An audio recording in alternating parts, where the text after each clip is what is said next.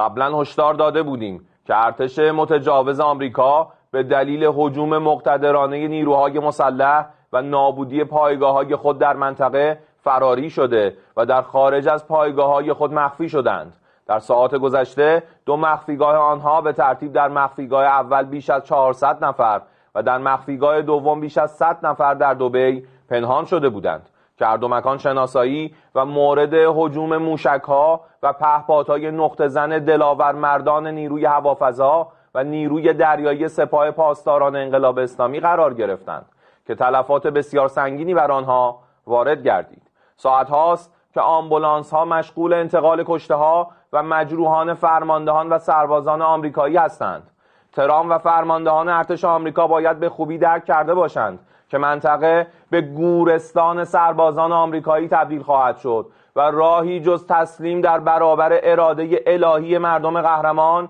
و رزمندگان شجاع اسلام نخواهند داشت و من نصر الا من عند الله العزیز الحکیم.